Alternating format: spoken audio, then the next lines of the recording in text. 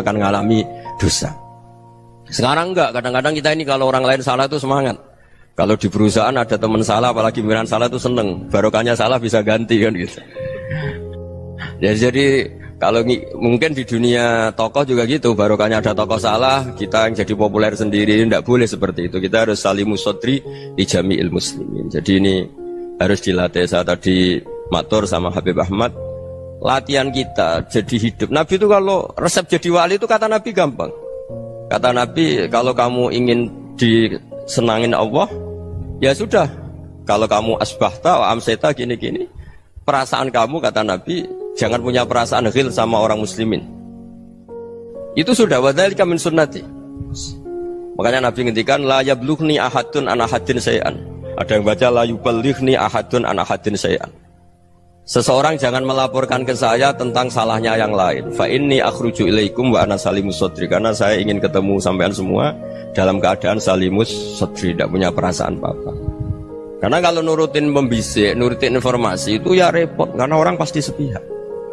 Ada kiai yang top, datang ke kampung-kampung ning desa-desa. Kata yang seneng itu punya akhlak. Wah itu bagus orang besar datang ke kampung-kampung. Kata yang nggak seneng, wah itu jobnya kiai kecil kok diambil, itu kan ya kasihan itu kan sudut pandang. Makanya saya sering bilang, akal kita ini cukup untuk mentasdik Rasulullah SAW. Meskipun perasaan kita kadang orang Jawa itu beda. Saya berkali-kali bilang sama peneliti dari Jogja, kenapa sih Gus para nabi itu kok poligami istrinya banyak? Nabi Dawud katanya itu berapa? Nabi Sulaiman malah jumlahnya agak terbatas ini. Nabi Muhammad itu paling sedikit. Saya tanya gini, perempuan itu orang lemah, jadi kalau nolong orang satu gimana baik, kalau nolong orang dua ya lebih baik, ya sudah kira-kira seperti itu. Paling tidak akal kita masih tahu kalau orang baik itu kan mesti baik, nolong orang satu baik, nolong orang dua ya lebih baik, nolong orang tiga lebih baik. Tapi kalau kamu orang nggak baik, satu saja kamu terlantarin, kamu miskinkan, kamu ya tinggal diukur kan. Kalau orang baik nambah baik, tapi kalau orang buruk tambah buruk. Nah itu akal. Akal kita bisa menganalisis kenapa sih nikah itu ada yang poligami, ada yang enggak. Sudah ukur saja diri kamu. Misalnya kayak saya elek keriting, rabi terus, mau perbanyak wong elek, orang perilaku netok raine dadi elek kabeh gitu. Tapi nak kowe ku ganteng, alim, ganteng, sugih, anake ganteng-ganteng, berhubung kowe saleh ahli swarga kabeh, mertua yo bangga karena karir kamu meyakinkan. Ini mertua kamu aja gak bangga mau nambah. Ipar gak bangga, mertua gak bangga, desa kamu yang kamu wayai juga gak beda dengan Nabi ketika nikah Juwairiyah itu gak ada pernikahan sebarokah Nabi dengan Juwairiyah itu Azharu Rasulillah. Di situ habis perang banyak tawanan, gara-gara jadi besanya Nabi langsung dibebaskan semua karena Azharu Rasulillah. Sekarang besanya Kanjeng Nabi. Dulu Abu Sufyan mangkalnya bukan main sama Nabi, gara-gara putrinya dinikah terus langsung jadi.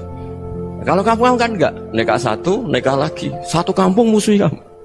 Karena istri pertama ya cemburu, yang kedua agak bangga. Wah itu selesai itu di dunia wal akhirah.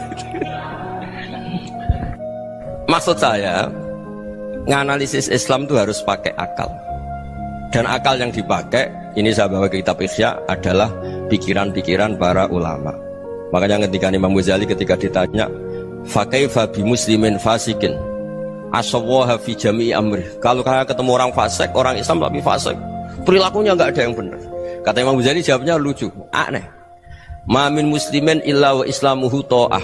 Tidak ada orang Islam kecuali dia mau Islam, membenarkan Allah dan Rasul itu sudah taatnya dia. Kok kamu tidak bisa melihat taatnya dia?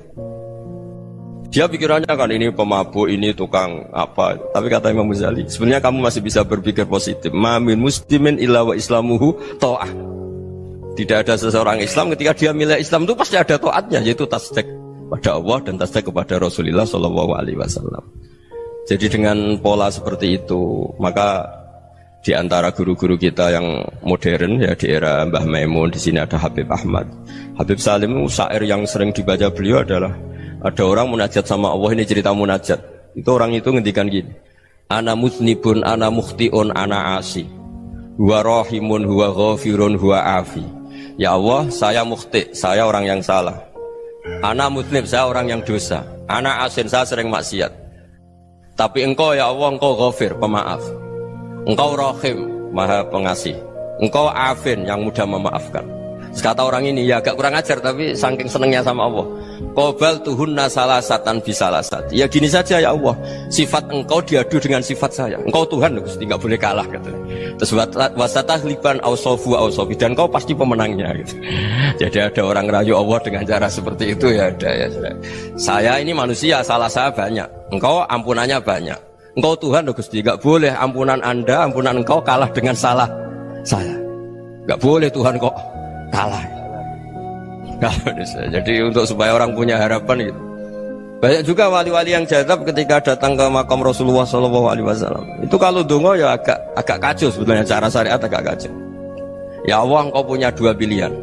Jika engkau menjadikan saya soleh, surah habibuk, yang senang kekasihmu, yaitu Rasulullah SAW. Tapi jika engkau menjadikan saya fasik, surah adubuk, yang senang itu setan. Monggo jenengan mau menyenangkan kekasih jenengan, mau menyenangkan musuh jenengan, monggo jenengan bebas kok memilih. Mestinya Allah ya senang menyenangkan kekasihnya. Jadi ya, intinya Allah dipaksa untuk menjadikan dia orang soleh gitu. Jadi kayak kemarin itu Pak Gus siapa yang kesini itu kuliah kesini itu sama Habib Ahmad. Saya pertama nggak mau, lama-lama Habib Ahmad ini gimana Gus, orang taunya saya dekat jenengan, kalau nggak kasil saya malu. Waduh ini kayak doanya wali yang tadi. Nggak punya pilihan, nggak ada pilihan ini. Jadi saya mohon muhasabah itu dimulai cara berpikir. Makanya di sini sebetulnya tag ini supaya dapat barokahnya Ihya. Ini kitab yang disenangi para habaib, para ulama. Sebetulnya tag di muhasabah itu redaksinya gini ya, yang lengkap. Hasibu anfusakum qabla an tuhasabu wazinuha qabla an tuzanu wa tahayya'u lil ardil akbar. Jadi ada kata wazinu, jadi ukur. Perilaku Anda ini diukur, ditakar. Misalnya kita sebagai suami kan ya punya hal-hal yang kita tidak ideal. Corong Jawa mesti pesek, cara rezeki ya pas-pasan. Dan kita juga kalau, makanya agak boleh tanya istri begini, apa saat cinta pertama Anda? Pasti Anda kecewa. Orang jadi istri hanya korban terakhir itu. Sudah. Karena orang kalau ngelamar kemana-mana gak jadi, yang jadi istri itu pasti korban terakhir itu. Jarang istri pilihan pertama, jarang. Ayo semua yang nikah. Rata-rata itu pilihan Anda pertama Pak, dari sekian ditolak di mana-mana terus. Ya perempuan terakhir. Kamu juga korban terakhir. Gitu. Itu wali-wali dulu kalau ngandani kita itu sederhana. Antal ini masyhur diceritakan Habib Zain bin Semit dalam kitab Al-Manhajus Sawi. Anta lam tajid min nafsika kullama turid. Fa kaifa turidu min ghairika kullama turid. Kamu yang ingin ideal saja, kamu tidak menemukan pada diri kamu untuk menjadi ideal. Kamu kan ingin ganteng, ingin punya uang banyak, ingin perilaku Anda sempurna. Anda saja yang punya keinginan tidak bisa mewujudkan keinginan Anda sendiri. Fa kaifa turidu min ghairika ma turid. Jadi anta lam tajid min nafsika kullama turid. Fa kaifa turidu min ghairika kullama turid. Kamu yang punya keinginan saja. Misalnya saya ingin punya uang banyak, perilaku saya selalu benar, gak pernah salah. Loh, saya yang ingin saja dengan diri saya gak bisa untuk benar terus. Kok kamu berharap orang lain selalu benar? Jadi anta lam tajid ya sama. Kalau kamu menuntut istri kamu itu ramah, neriman, apa kamu neriman sama wajah istri Anda gitu? Engkau ya pola neng dinti jajaki sana jajaki sini, kamu sendiri tidak kona apa.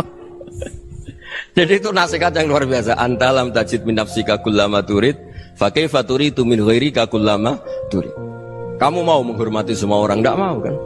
Kemudian Anda berharap semua orang menghormati kamu. Kamu tidak ingin kan orang lain semua menghujat kamu. Sementara kamu enak aja menghujat orang lain. Makanya Rasulullah SAW luar biasa ketika bikin kaidah sosial.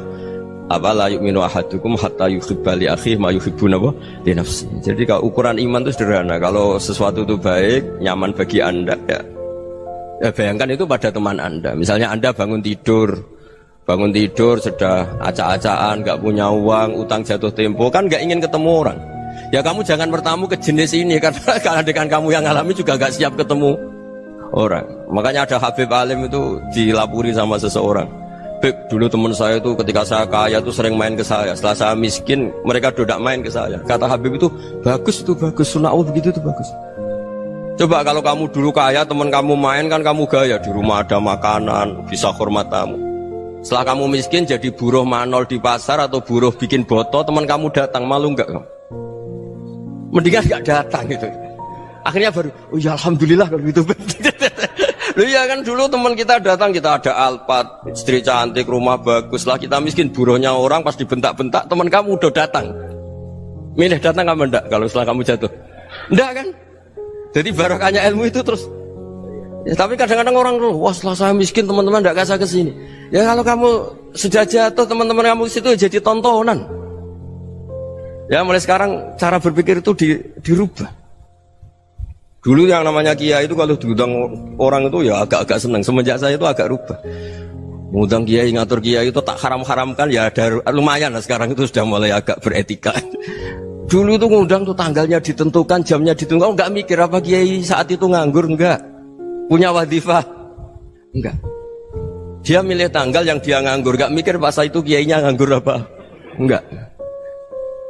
Ya saya hanya cerita aja, kamu tersinggung ya monggo, boten nggih monggo itu kan.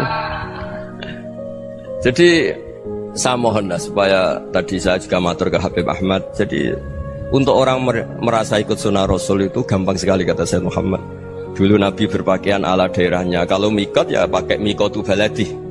Karena Nabi orang Madinah dan beliau berdomisili di Madinah, ya misalnya mikotnya dari Bir Ali misalnya. Tapi kalau anda orang kawasan Tanim mau umroh ya dari Tanim. Misalnya kawasan Jirona ya dari Jirona. Artinya apa?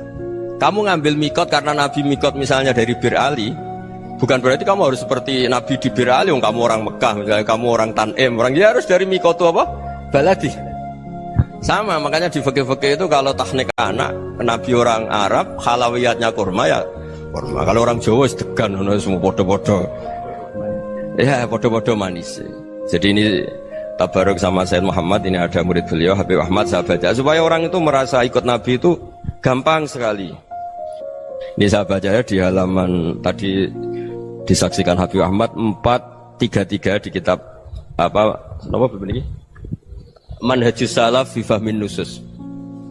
Itu kata Sayyid Muhammad, wa kanat sunnatu Rasulillah annahu yat'amu ma yajiduhu fi ardi wa yalbasu ma yajidu wa yarkabu ma yajidu mimma abahu wa ta'ala. Faman istamala ma yajidu fi ardi fa huwa al-muttabi' lis-sunnah. Kama annahu hajjal baita min madinati. Faman hajjal baita min madinati nafsihi fa huwa al-muttabi' lis-sunnah. Wa illam takun hadhil madinatu tilka. Jadi intinya misalnya Nabi dulu itu ngasih sedekah kepada fakir miskin ya pakai dinar, dirham. Ya kalau orang misalnya sedekah pakai rupiah ya sudah ikut sunnah Nabi. Jangan, lu Nabi pakai dinar loh, kamu kok pakai rupiah. Dulu dinarnya Nabi udah ada tulisannya Bank Indonesia, kamu ada tulisannya Bank. Ya udah ada seperti itu. Ya jadi misalnya Nabi sedekah pakai tamar atau pakai al-aqid, ya kita pakai beras, pakai apa. Supaya orang tuh bahwa Rasulullah itu milik kafatal linnas, milik semuanya.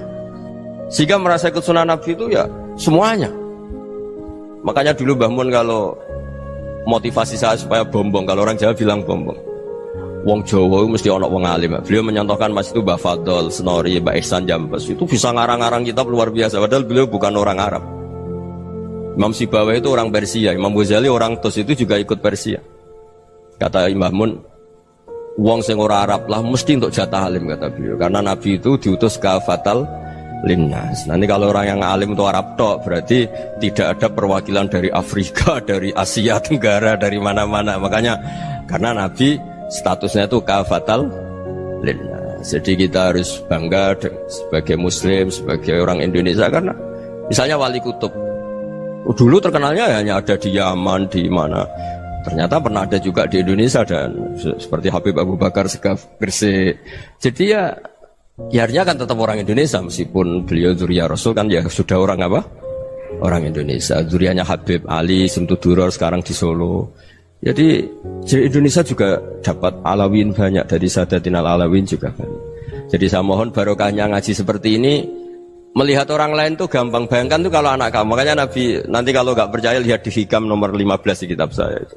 Di situ dijelaskan oleh Hikam, jangan-jangan semangat Anda pada orang yang maksiat, pada orang yang keliru supaya dihukum itu karena kebetulan itu udah anak Anda, itu udah keluarga Anda. Coba kalau itu keluarga. Makanya kalau saya guyonan di Jogja itu, Ada pembantu mecahkan piring terus dimarahi majikannya. Saya mesti guyon gitu. Pasti itu pembantunya tidak cantik. Kok bisa, Gus? Andekan cantik dan kamu senang mecahno piring satu, piring 1000 ra iso ngamuk kowe. Ternyata ngamuknya itu karena mecahkan piring apa karena plus tidak cantik? Coba jawab para lelaki nih. Kamu marah sama orang maksiat tuh karena maksiat karena plus itu udah anak Anda. Bayangkan kalau itu anak Anda. Itu hebatnya Rasulullah SAW. Karena kita yang salah pun kadung umatnya, Nabi tetap ngasih fasilitas syafaati li ahlil kabair min ummati. Kayak apa baiknya Nabi? Nggak ikut maksiat tapi ikut fasilitasi ngasih syafaat.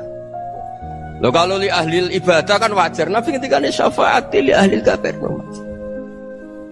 Ya karena tadi logika yang dibangun Rasulullah itu logika yang luar biasa. Kita semangat orang lain kena hukuman itu karena kita tidak punya ra'fah, tidak punya rahmah. Coba kalau Rasulullah yang bil mu'minina ra'ufur rahim, semangatnya itu mendoakan supaya tobat, mendoakan diampuni. Dan itu juga yang diperintahkan oleh Allah Subhanahu wa taala, wastaghfir li dzambika walil mu'minina wal mu'min.